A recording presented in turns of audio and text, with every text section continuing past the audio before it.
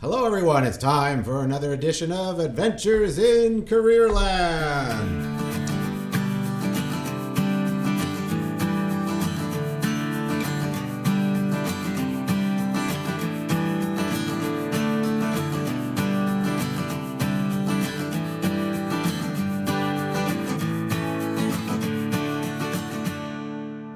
Hello folks out there, I'm your host, Adriano Magnifico, and I'm the career lead at the Riel Arts and Technology Center. And we're broadcasting from the Broadcast Media Podcast Studio in the Arts and Technology Center. That's the home of 13 programs, 13 applied and learning programs, everything from automotive to baking to building trades to hairstyling to new media design, plumbing, you name it. You get a chance to really express yourself, find out where your skills lie, and check into another pathway that may ignite your passion for a career start somewhere. It's really important because high school students generally go through the K-12 system following the same routine.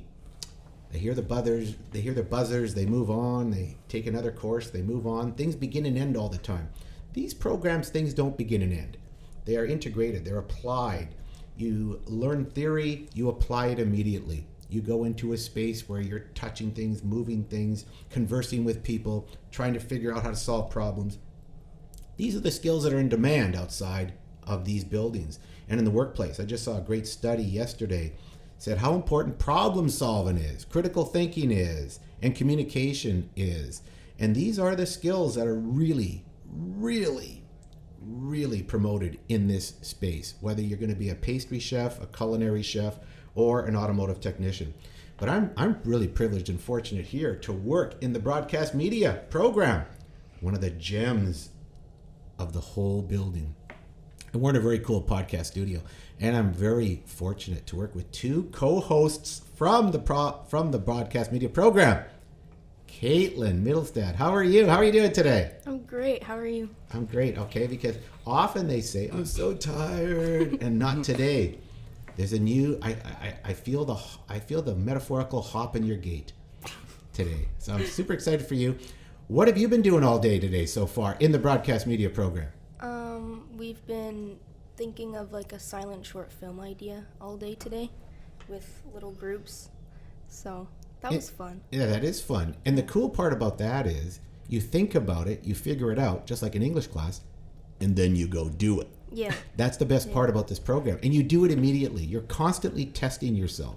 How do you feel about that? You're constantly moving from theory right to application. I like it a lot. I think it's like the best way to go about it, at least for me, because I don't like how at like my high school, you just take notes and not really put them to work. But here you put them to work like almost immediately. Like right now my group is filming the scenes that I'm not in. So when I'm done here, I'll probably be doing that. So Are you saying you're going to try and rush through this? No, after though. Anyway, no, that's awesome. Now, when you go back, you're going to go back to your high school experience. Mm-hmm. Do you think some of the lessons here you'll try to apply in your high school experience? Because it's up to a student. We just kind of get programmed into doing that kind of work, right? Just taking the notes and then preparing and regurgitating back the notes to teacher sometime, right? Yeah. Do you think you'll do it a little differently when you come back? When this program kind of ends and you have to go back to high school for your final semester? Well, I'm graduating this semester. Oh, you're done? Yeah. So this is it? Yeah. So you're going to go out into the world. I don't have to go back. So this is awesome for you. You're going to go out into the world with a whole new sense of what learning looks like. Yeah. Pretty cool. Mm-hmm. And our other co-host is Caden Seidler. How are you, sir? Yeah, I'm good. All right, I'm good. He's got the nice Clint Eastwood voice. He's got, yeah, I'm good. Go ahead, make my day. Voice. He's really good. Yeah. What have you been doing today? Working on your silent film? Not yet. We were in the radio room getting ready with that. We're going to be going live in a few weeks. We're with Mr. Curry for 2 weeks and just learning all about that. So you're going to go. This is going to be live radio, right? Yeah. We're going to be in charge of that whole thing. So are you going to be the morning host, the morning DJ? I have no idea. Yeah, I mean, I think so. It'll probably be mornings. Hopefully talk about sports or something. But because you have more of the midnight DJ voice. Yeah. So I need to come and in that's midnight. Not a criticism. I love my midnight DJs. Yeah. So this is going to be good. Are you excited about that? Yeah. No. I've been looking forward to the radio part for a while. So yeah, I'm excited. Pretty excited. I like it. Hey, I'm always trying to keep up to the news and try to share the news and get your opinion. But I was playing with Chat GPT. Are you familiar with that, Caitlin? No. I asked her ahead of Not time. at She all. said, no. You know what it is? No. Okay, well, hold on to I'm that thought. uncultured. Caden, you know what Chat GPT is? Pretty sure, yeah. What It's is that whole AI chatbot thing where you can basically, well, it'll write can write you a whole song, can write your homework for you, could answer people's questions if you don't. It's just AI What's that texting thing? basically. I thought. What's that thing that was making like the fake Drake songs and That- stuff? yeah, that's it. I'm Well, not sure that's or no. Chat. It's What that's is AI that? on. But I it's don't know another how that's made, variation yeah. of some kind of Yeah. bot and some algorithms producing text That's Yeah. creepy. in a way know. that's just beyond our ability. Yeah. I actually used it the other day. I thought, I'm going to try this. I write letters all the time, and I write myself all the time, but someone needed a recommendation letter, and I was really in a rush, and I went into ChatGPT, and I literally put all the characteristics of this person in, and I hit a button. I went back, and I thought, oh, it'll take a good half hour for this thing to spit out a letter. It spit out that letter in 10 seconds. Yeah. And obviously I took it in, adjusted it, but I got that letter out in 10 minutes. Yeah. That's where I see the power of this tool. I've never seen anything like this. And the English was impeccable. That's why students have to be careful. They say, all right, you want that essay on Hamlet's dialectical materialism? Click. Yeah. If you don't write that way, it's pretty Yeah. obvious, right? But pretty impeccable grammar. I'm stunned. Yeah. Yeah. Kind of neat. So what do you think, Caitlin? You excited to get into this? Into the Chat GPT. no, I think it's creepy. It's creepy. Yeah. I don't like it. It's like not like authentic. Like it's not like you writing it. I don't know. But what if it's going to be the piece that you have to get better at? Then And I guess companies I are going to will. use it. I won't like it, but I'll do it if I have Think to. about this. Who wants to be a lawyer? And suddenly you have to research all the law cases related to your particular case. And you go into Chat GPT, and it spits out all the cases since 1850 related to your case, instead of hiring an articling student to do that for Yeah. 3 days.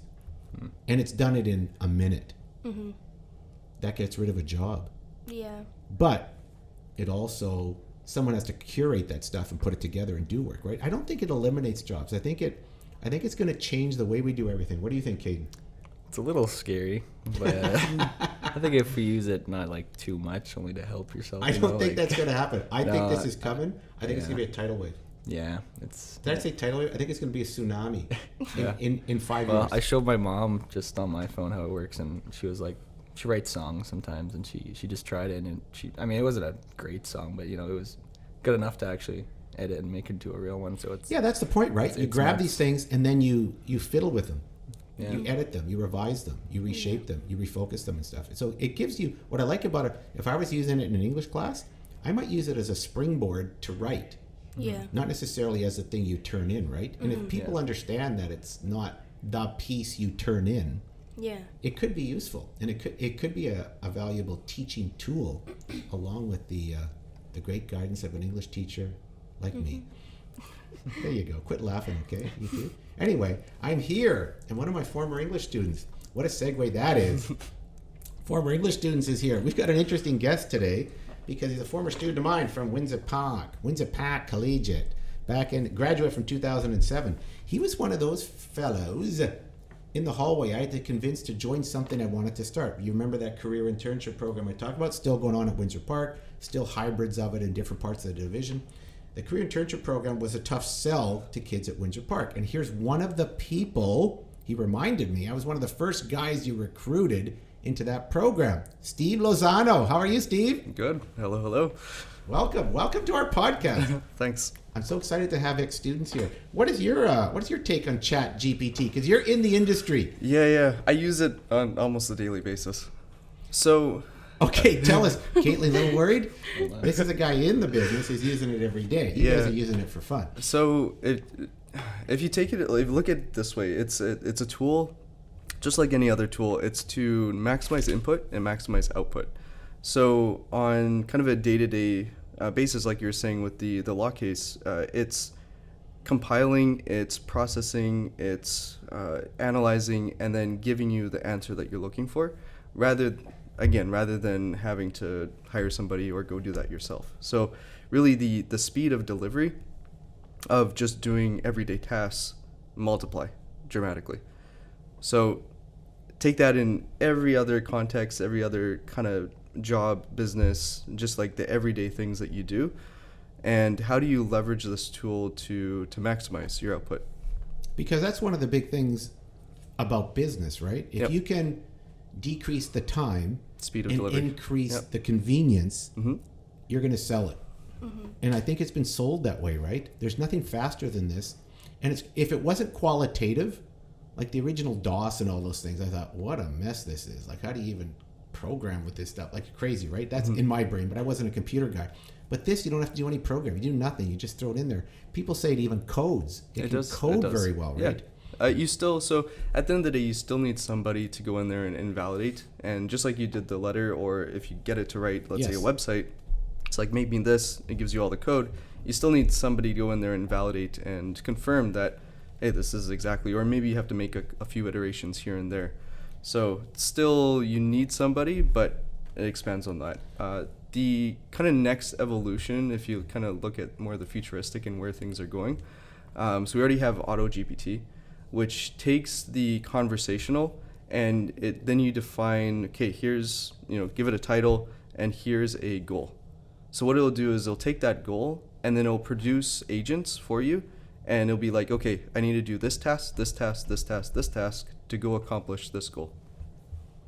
And then from that, it'll process and it'll take the information that it learned from the first task to the second, third, fourth, and it'll give you, this is the goal, this is what you're trying to achieve. So it just keeps getting smarter. It does. And smarter. Yeah. And soon it'll become like HAL on 2001 Space Odyssey, where it takes over the ship. Yep. And there's nothing I can do. Basically. And I'm going to drift aimlessly in space, and HAL's going to take me there. Yeah. And I'm out of control. It's just going to take... So it's going to be the end, Steve. Is that what you're saying? No, not exactly. I mean, people can make it so you can order pizzas and stuff right now. So it'll go through Twilio, it'll take conversations, it'll call the place, it'll go back and forth. Wow. So that's a thing. So if you look at kind of next steps, you could look at everybody in the world having a personal assistant and just asking it questions. Better than Siri? Yeah. You actually have a full-on conversation.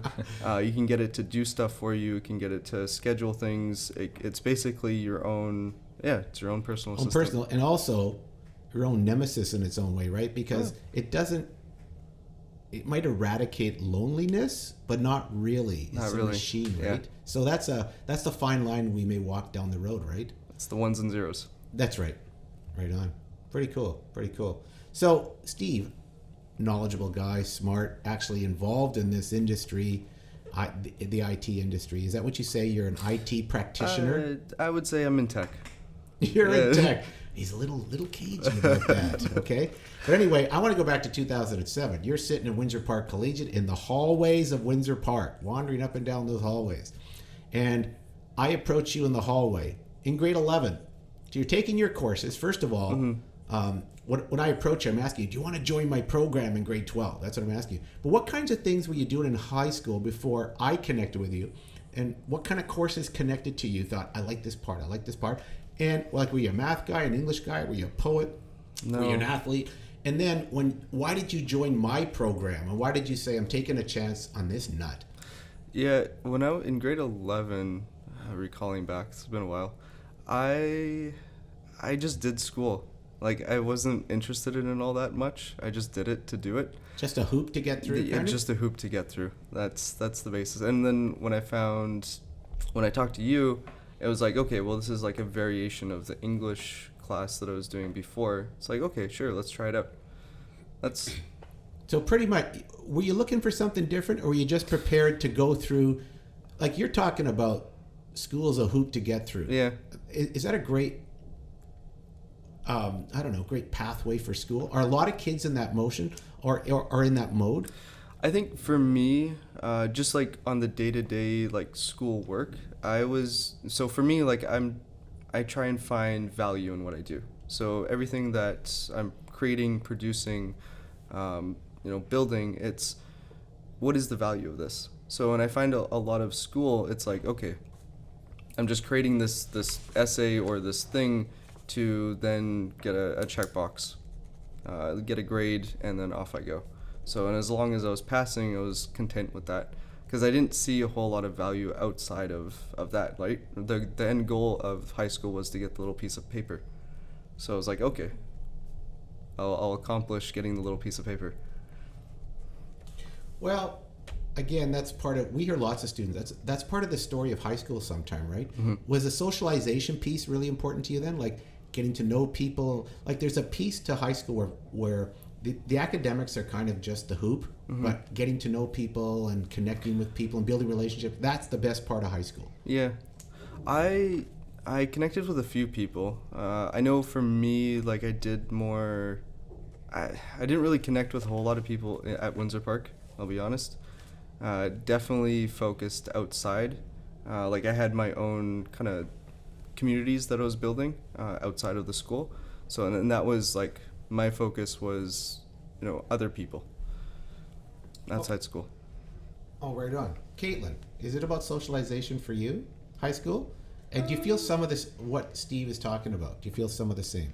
I almost fully feel the same about like not being interested in like school that much and just kind of doing it for the paper to get over it, I guess, because I have to.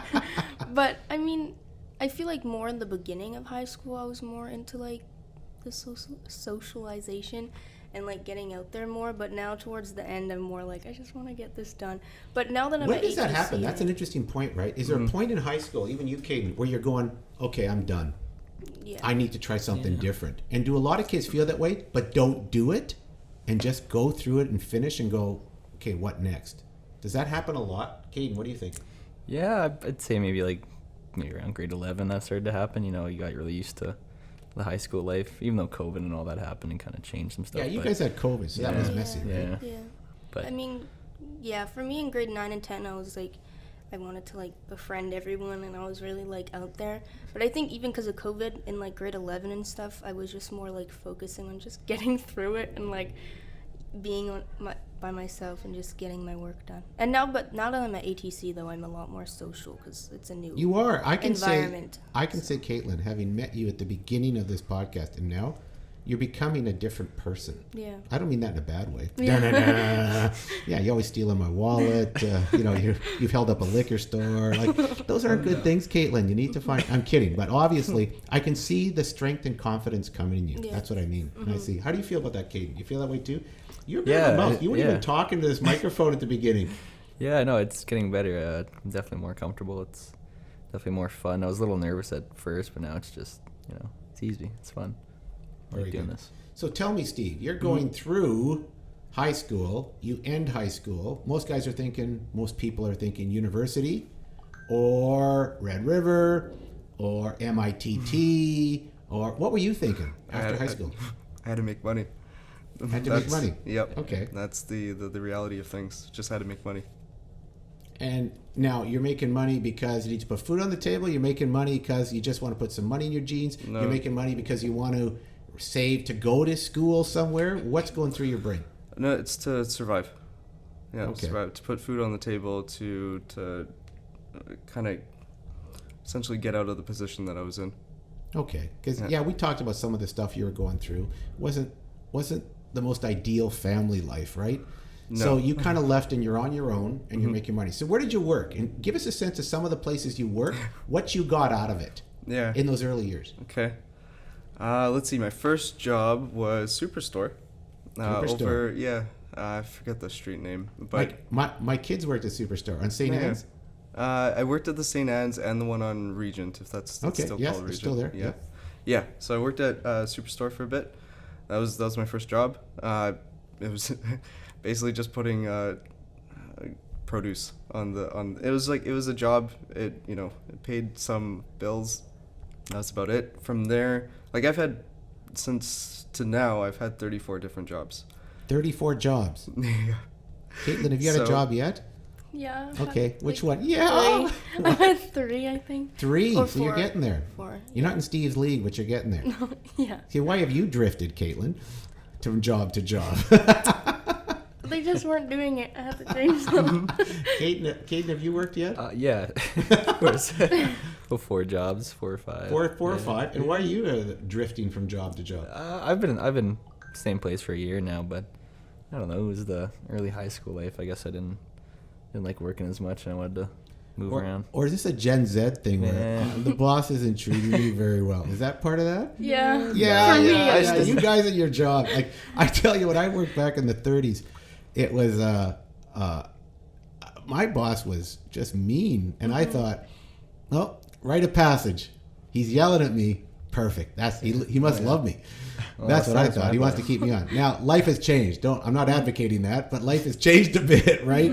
So you guys like to move around, right? If you're not feeling the vibe, you like to move Yeah. around, yes? Yeah. Yeah.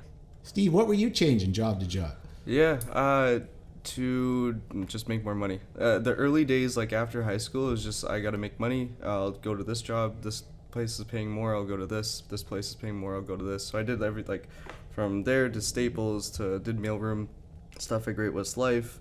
I sold makeup.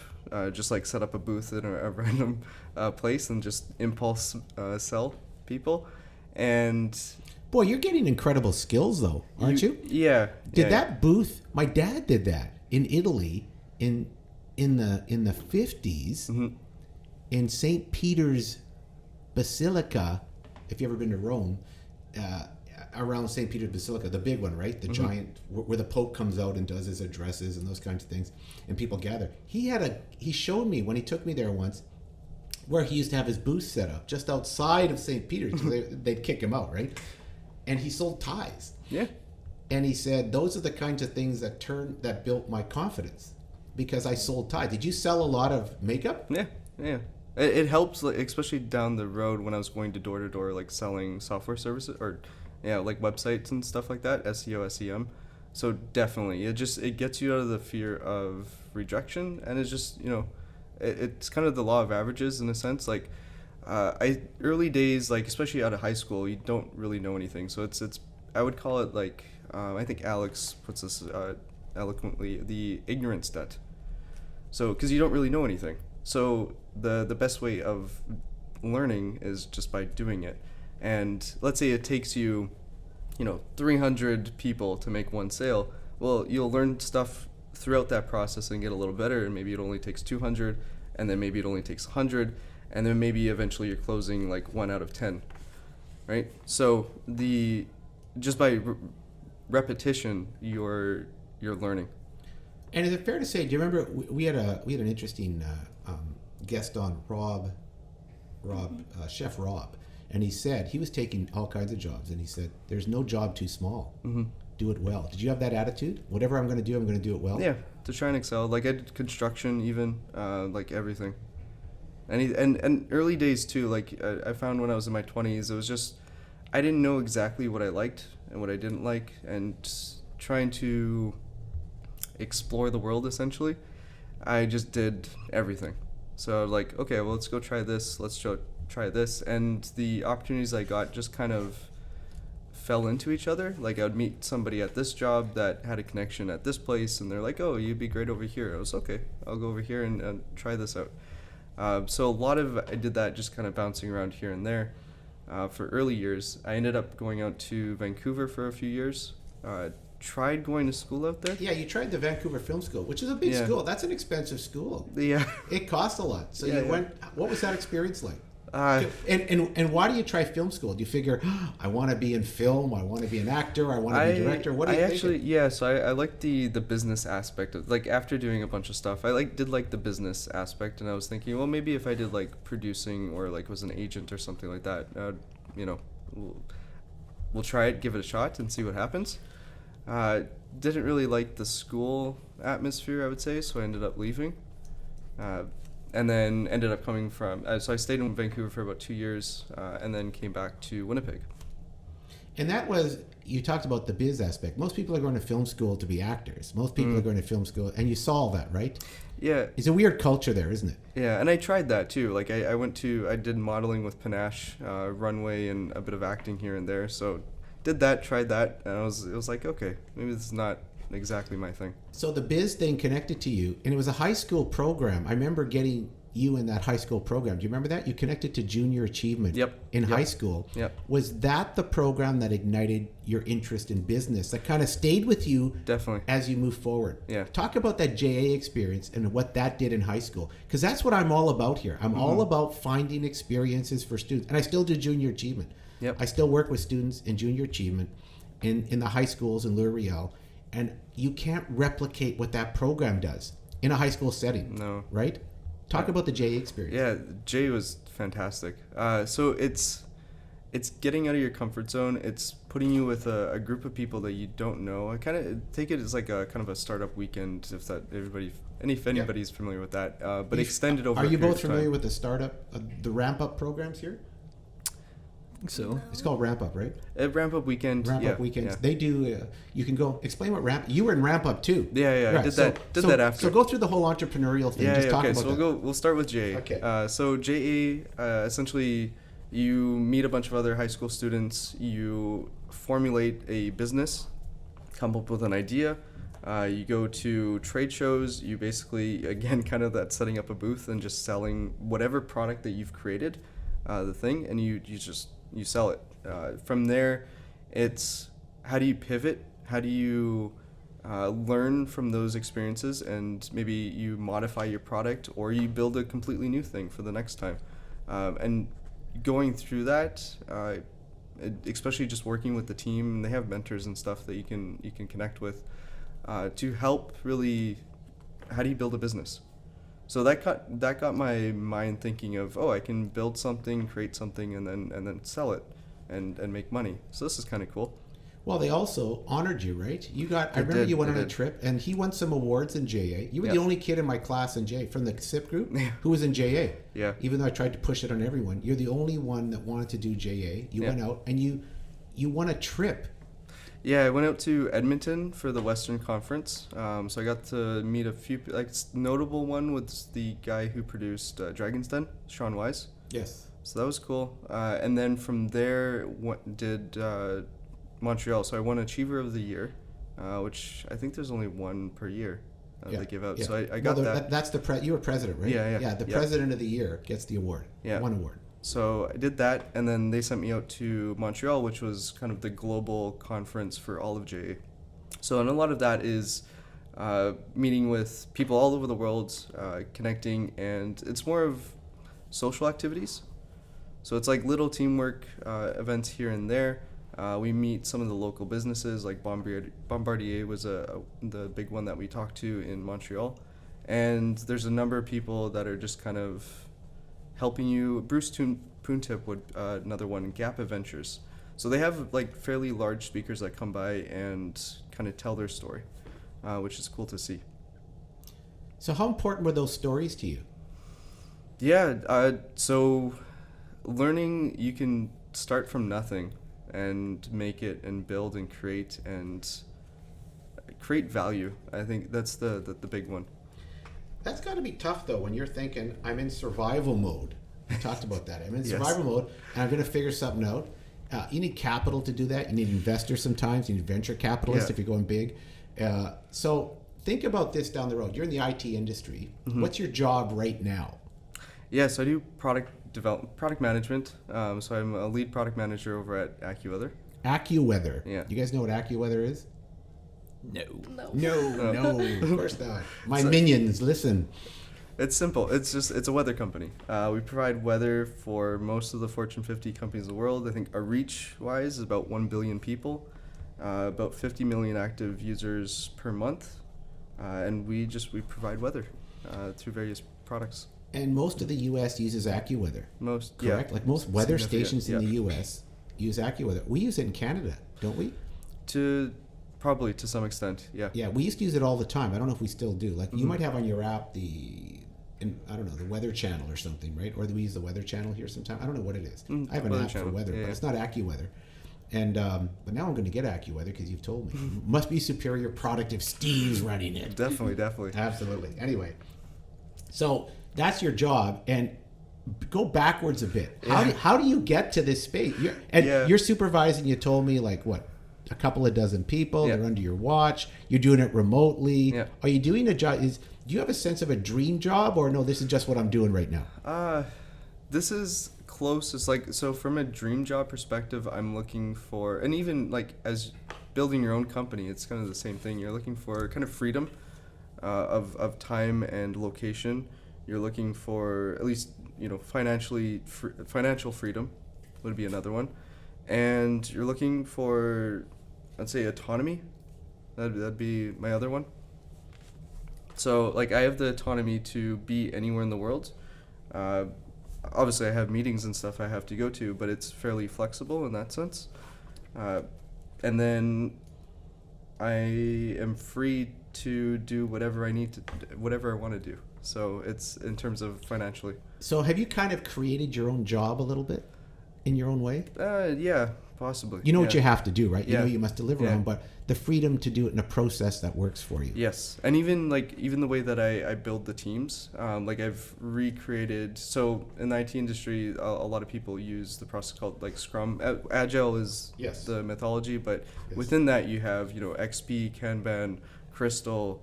Scrum is the most popular, I would say. Yes. I've moved away from that and kind of created a modification of what we called Shape Up, but even modified that to. Is that what you fit- call it, Shape Up? Yeah, but even because that's a thing, but we've modified that to work with the culture, and I find a lot of companies nowadays kind of follow Scrum, but they're following it just because that's what everybody does. And that's become a business norm. It is, yeah.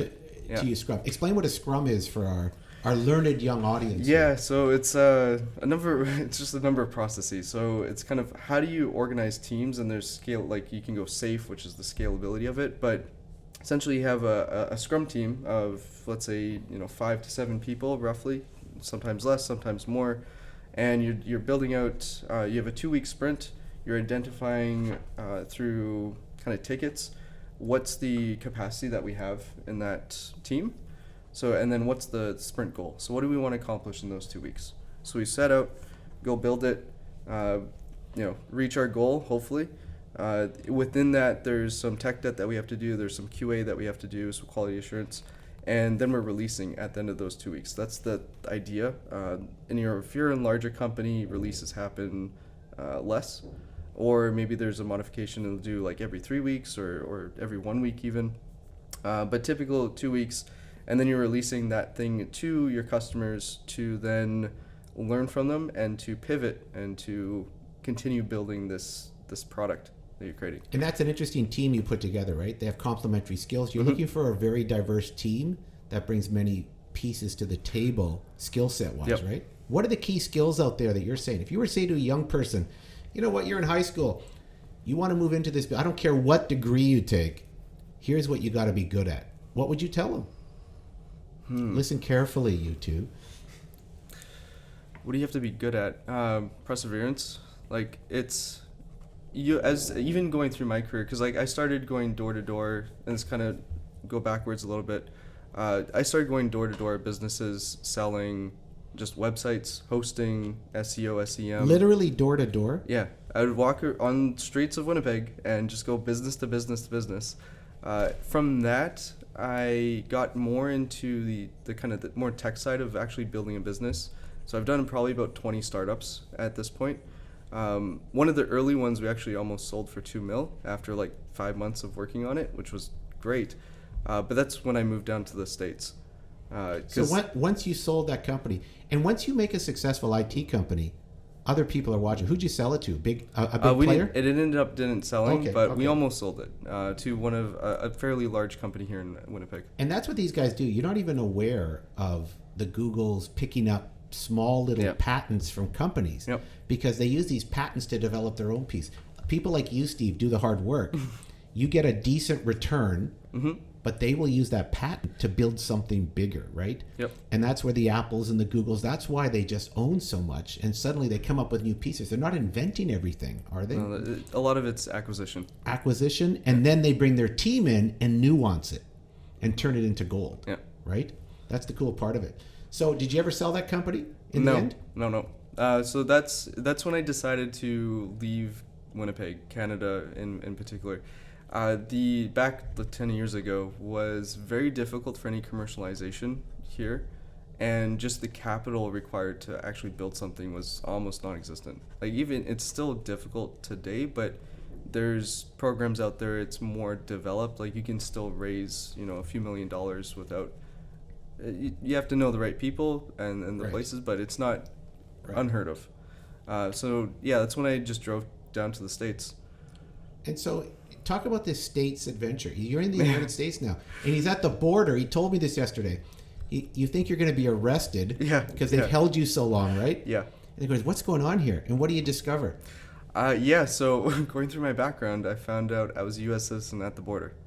And you didn't know this. No. He's a U.S. citizen. He doesn't know it. And they're holding him there. Yeah. Why? Because they're investigating and trying. Yeah, They can't believe it themselves. Yeah, because I had all my stuff. I had my computer, desk, all my clothes. I basically just put everything that I had in my car and drove. And then I got to the border, and then they went through my background. Found out I was a U.S. citizen, so they gave me a little post-it note. Here's your alien identification number. Off you go. And That's pretty formal stuff. They gave you a poster note, right? yeah. That's what I have those all over my computer. You're making me think I better not throw these out. It might be important. They might be important. Yeah, and then I just kept driving south into Texas. So I ended up in Austin because I had a friend there. And it still took me about a year to get all my paperwork put together. So the first year in Texas was Austin for a little bit, then Dallas, working under the table, doing biz dev / project management for startups. So working with a local company there, small one. And then from there, just kept on building everything from e-commerce platforms to like bowling systems to construction to religious to eventually. But you haven't gone to school. No. You have none of these skills. No. How do you learn how to do this stuff? Caitlin's nodding, thinking, "How did he do all this?" Yeah. Aren't you thinking that, you Yeah. guys? Where did you get these skills to do this? You're doing a bowling system, Yeah. It's so. but that's electronic. That's software, right? It is, So it is, you're it is. developing. Where did you get these skills? Just do. So like building all these projects, like I started out obviously with smaller website projects here in Winnipeg, and then I kind of slowly built larger and larger and larger and larger. And I've been in the IT field now for close to 15 years. So it's kind of building blocks, and that's why I say like perseverance, going back to that. It's just by doing something, you are learning valuable skills, and you can compound those skills on top of each other. So even in Winnipeg, when I was doing all this for free, basically, working on all these projects, I was able to build a skill base. From there, moving forward into larger projects, so I ended up working for immigration law platforms, to like larger e-commerce systems, to optometry, to trucking, to insurance, to eventually from there, so that was like Texas, and then I ended up moving to Miami for a bit. So did like restaurant tech. How long were you in Texas for? 3-4 years. 3-4 years. Yeah. Now, is everyone carrying a gun in Texas? No. It's actually, I thought, when I first got there, I thought it was a lot nicer than Winnipeg. Oh, really? Yeah, just the people, because, so Well, that's what I find. Everything's so overplayed by the media, right? It Then you is, go it and is. they're regular Yeah. people, enjoying each other's company, easy to talk to. But you hear some things about some of these governors make laws and stuff, and the American media goes nuts on this, right? Yeah. And so you don't see visible guns everywhere and all these kinds of No. things? No. That's So not- give us the dope on Texas. Yeah, no, Texas is like, Austin is fantastic. I love Austin. Great city. You got like the tech scene there is fantastic. You got great food, great outdoors and nightlife. Austin City Limits. Yeah. The Austin- show, the TV show, Yeah. Austin City Limits. I haven't seen it. Where they show bands? Oh, it's been around Yeah. forever. As a kid, we used to watch that show. Yeah, Well, but Austin's maybe. great, and then Dallas is more business oriented for sure. There's a lot more money there. It's bigger. You have like 13 million people. It's just this massive concrete jungle. So you have Fort Worth, Dallas. I kind of like Fort Worth a little bit more, but that's just me. So You're going to Miami. yeah. So and what's then the I difference between Texas and Florida? Florida, Miami is it's a party city. So Party. definitely a lot of partying. So I got there. I got an offer to work on like restaurant tech, and then from there, did satellite systems with Royal Caribbean, the cruise line. Then from there, worked with actually Paychecks, which was up in Rochester remotely. And then that's when around COVID time, and then from there did like a drop shipping software platform, and then moved to Delivery Dudes, which was like Skip the Dishes here. So did the software side for that, and then from there now that's AccuWeather. So I've been at AccuWeather for about a year. So, but Miami tech scene is definitely growing right now. I would say it's more on the crypto kind of blockchain world, but it's growing in terms of tech. So crypto blockchain, you into that too? I was, yes. You were? Yeah. And did that crazy, the guy crash, who got arrested, the big crash. The crash definitely affected What was the name me. of that company? FTX. FTX, the end of FTX. Yeah. So did that get you wary of crypto? No. Like I still. Or did you just have a fool who didn't know what he was doing with it and was embezzling? Yeah, he wasn't. I don't know the if he best. was or not. Yeah, it wasn't the best situation, but I wouldn't say that kind of turned me off. It just there needs to be a little bit more regulation around it. Like even I was like investing in a public company, and even the public company went under. So. There you go. It happens. So, but to go back to the original point of just like perseverance. Yeah. And even though like, again, I've worked in almost every industry at this point. The core skills that I developed in more specifically around like sales and project, and more specifically nowadays it's called product management, is transferable between all industries.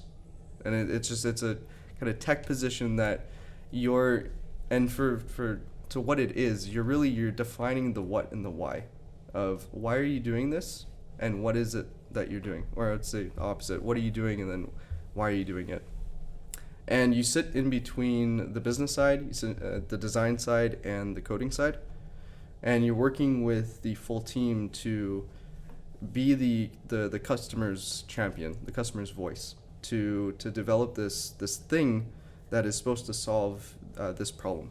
So if you look at ideas in the world, it really comes down to two things. Like it's either some sort of time efficiency tool. Yeah. So that's kind of what we were saying before. If it's faster, it's easier. Or on the other side, it's a new experience of some sort. It can be one of two, or it can be both as well. But typically, most ideas fall under that. Like even AI is kind of this new experience. Like it's not really it's also making things faster and easier, but it's like a new way of collecting information. It's still a search engine in its own way, It's still a right? search engine Yes. at the end of the day. Yes. But it's on steroids. Yep, exactly. With higher human skills, because Yep. really, if we can turn things in our brain into data, Mm-hmm. the computer can do it, Yep. right? And that's where we have to be careful. How much of the brain do we want to give up to algorithms? Because a computer can do anything faster than we can. It Yep. just can. But how do you dataize, if you will, emotion, humanness? So what do you think about that? Should we go there? Kind of that's a tough one. Because you can replicate a lot, even because it's interesting. A lot of people, when they thought of AI, it would replace more like blue collar jobs. Yes. That was like the assumption. Yeah, the back in the original. day. Well, and they kind of did, but they also brought them back into the factory. In the 80s, GM, it was more robotics, right? Yeah, more robotics changed Yeah. the way we had factories and Yeah. churned out cars, right? But people still had to work. You didn't lose jobs at those factories. You had to have people who had to know how to use the robots. Yep, right? yep. So it actually improved their quality of life. Yeah. Right. And now the reality is it's more creative. It's creating full on poems, stories. It's creating artwork. It's creating the kind of more creative aspects of the world that we live in. Yeah. In fact, I asked it to write a couple of poems about certain things, and I thought, not bad. And I said, make it rhyme. It'll make it rhyme. No rhyme. Didn't make it rhyme. It'll do anything you tell it to do if you give it enough, the right guidelines, right? to spit out. Interesting stuff. Okay, so where do you go from here, Steve?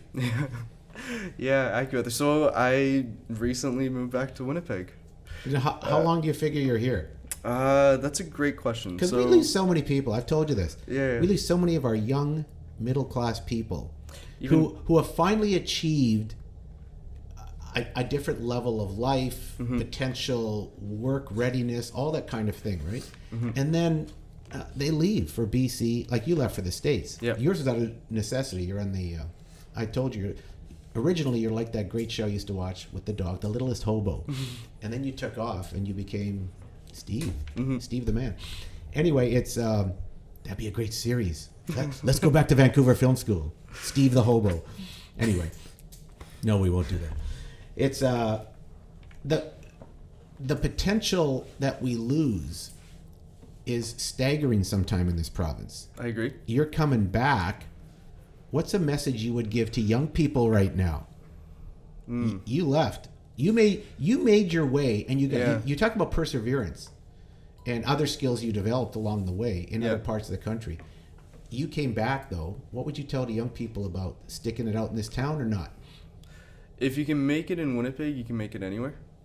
Truly believe that even from a business perspective.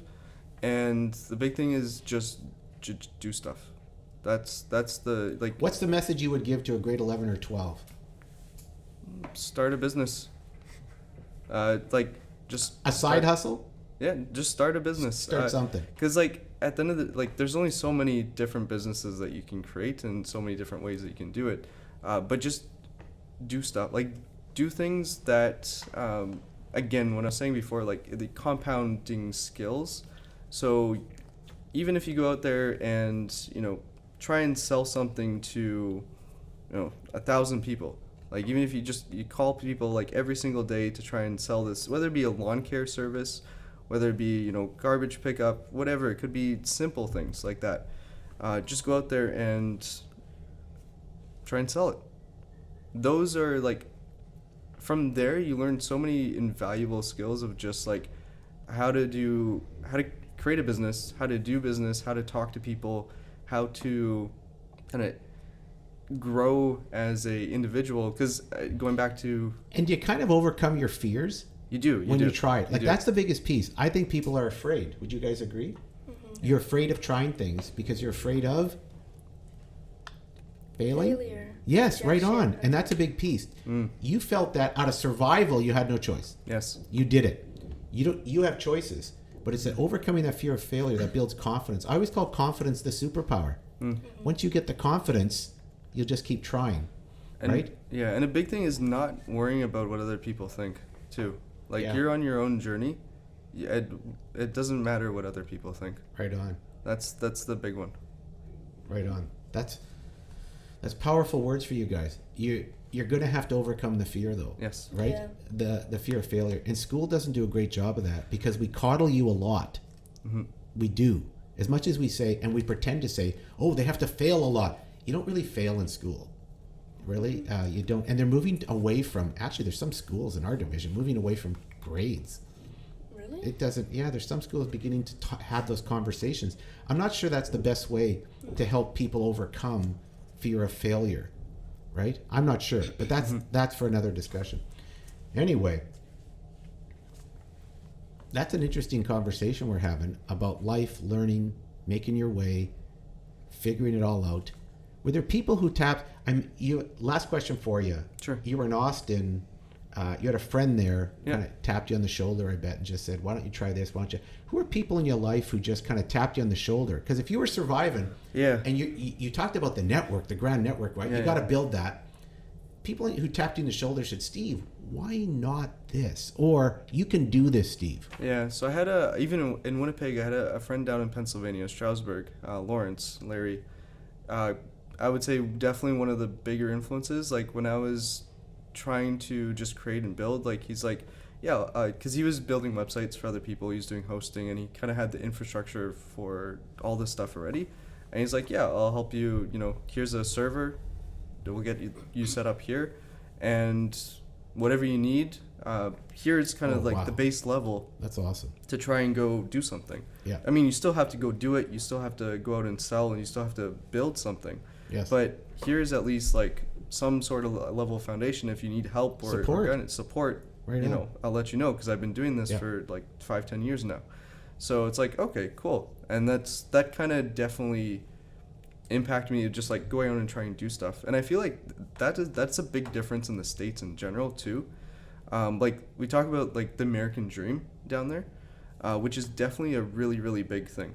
And It's still there. People talk about it's diminishing. It's still there, though, right? It's still there. And like you go out to a networking event and it's like, oh, how can I help you? How can we go build this? Or I have a friend that does this. You should go talk to him. Yeah. So it's much more of an entrepreneurial kind of feeling. Yeah. Of just people helping everybody just to try and succeed. Well, that's what that country has always been, right? Yes. It's the giant marketplace. Yeah. It's the entrepreneurial center of the world, isn't it? It is. Pretty cool. Yeah. Well, that's neat. So I love that. Yeah.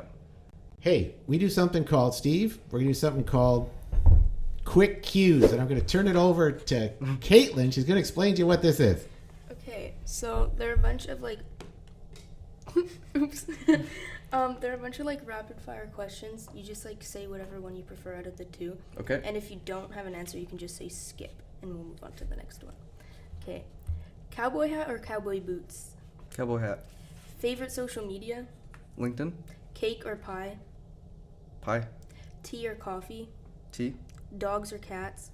Dogs. Favorite holiday? I don't know any of. Okay, shows or movies? Movies. Miami or Texas? That's a tough one. Texas. Apple or Microsoft? Microsoft. Eat in or eat out? Eat in. Okay, and the last question, what is your favorite podcast? There's actually a podcast. I used to work for a company called. No. So, but they made a podcast. It's a product fund. No, you got to get this answer right. Okay. What's your favorite podcast? Product momentum. No. We don't care about product this momentum. podcast. Oh, you got it. I got it. Okay. Oh, gosh. The hints were I there. thought we were going to have to cancel the whole podcast there for a minute. Steve, I'm glad you caught on to that. Yeah. It took a while for you. A guy goes into analytical mode and starts breaking down. That's the way he thinks, right? Yeah. Just breaking down every podcast he's ever heard. That's not the answer, Steve. We're not even putting you on the air unless you give us the right answer to that one. Anyway, Steve, what a pleasure having you on the podcast. How do you feel? It's good. It's good. fun. Yeah. What a story you have. Have you ever told your story in this kind of detail? Yeah. I mean, people that I meet, but yeah. Right on. No, I'm glad we're gonna I want this can be an inspirational story for young people because we share it with young people and the audience. We have a lot of youth in the division listen to it, and people outside. I'm stunned by some of the people outside of this space. Some people even in the States listen to this thing. So it's really gratifying to hear the story. Love the way you've come along. I've seen you from the high school, Steve, to now this enterprising young businessman, which is pretty cool. Who's making his way. And who's making sure our weather is always in the right state, For the now. right place. For now. And I imagine down the road you'll be changing into something completely different because you have that bug in you, don't you? Yeah. That's pretty cool. I'm looking for the next thing. Yeah. Pretty cool. Anyway, I appreciate you being here, Steve. What a pleasure. And thank for having you, me. Caitlin and Caden, as always. Yeah. Thank you to the producing team, Phoenix and Geneva, in the studio room over there, making sure all our sound is up to snuff and we're talking into the right spaces, making the right twitches, getting the right signals. So we appreciate the production team. And ladies and gentlemen, that's it for another edition of Adventures in Careerland.